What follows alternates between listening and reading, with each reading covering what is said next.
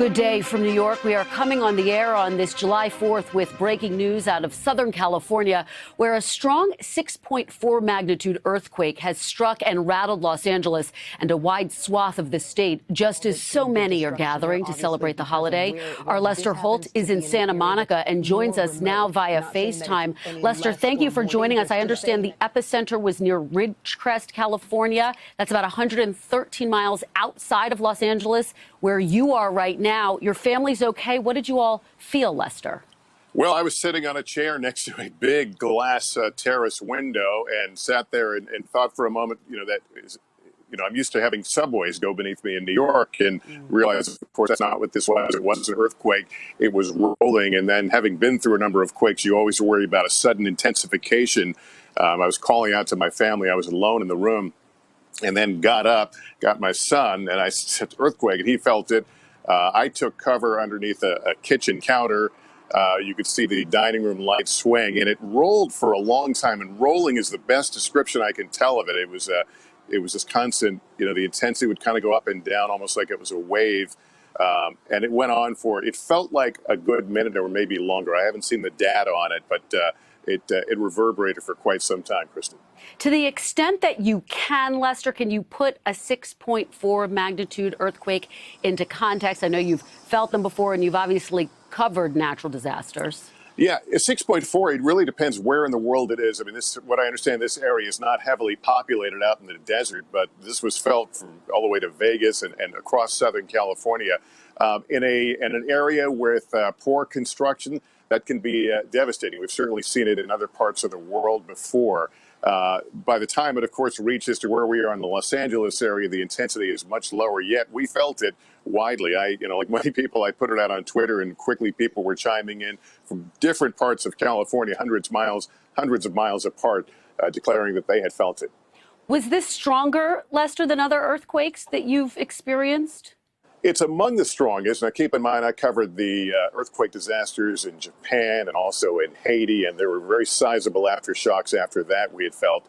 But it's been a long time since I felt one that went on this long. I think that the length of it was what was disturbing, because having been through these, sometimes it'll feel like, okay, it's just a little rocking, and then boom, you get a kind of almost a second shock. This one was just like this steady little roll, like you're on the ocean. And Lester, in the past 10 days, there have been 2 earthquakes of magnitude 3.0 or greater centered nearby where this one hit. To what extent is there concern about aftershocks and potentially more earthquakes? Well, just from, not having spoken to anybody about this particular quake yet, aftershocks are almost a certainty when you get an earthquake of this size. And whether they'll be of a size that we feel here in the Los Angeles area is to be determined. But I would expect, just from the experience of covering a number of earthquakes, that we would get some aftershocks along the way. Lester, we are thankful that you and your family are safe, and we appreciate your joining us. And our Joe Fryer is in Los Angeles as well. I want to get right to him. Joe, at this point, what's the latest? Any reports of any significant damage or injuries? Kristen, we're checking around. So far, there are no reports of any significant damage or injuries. We know it was felt in the Los Angeles area, but we also know L.A. is a good distance away, a good 2-hour drive from where this earthquake was centered. We are here in Universal City. Much like Lester, we could also feel the earthquake. It was one of those situations where everyone sort of started to look around and go, is this an earthquake? Again, we felt the same thing Lester did, sort of a rolling motion, which is very different from sort of an aggressive jolt. But it did seem to last longer than most of the earthquakes that we feel around here that aren't terribly aggressive. So the good news is no reports of any injuries or damage so far, though we're certainly still checking on that. We do know it was felt across the California area. One reporter with our local affiliate here in Los Angeles says he was sitting in his live truck. It felt like someone had sort of jumped on the back bumper and was jumping up and down. Another person says that he was riding in a car and says he could feel the motion. Some people looked up and they felt like they could see sort of the buildings swaying a little bit in downtown Los Angeles. So it's something that nearly everyone seemed to notice,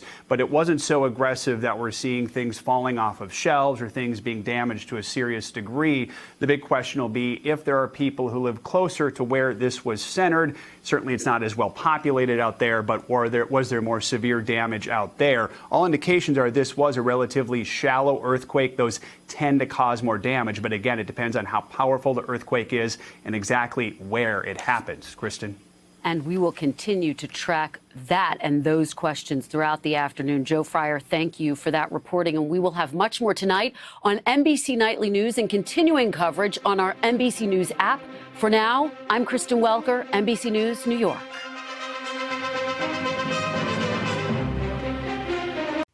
Hey, NBC News viewers, thanks for checking out our YouTube channel. Subscribe by clicking on that button down here and click on any of the videos over here to watch the latest interviews, show highlights, and digital exclusives. Thanks for watching.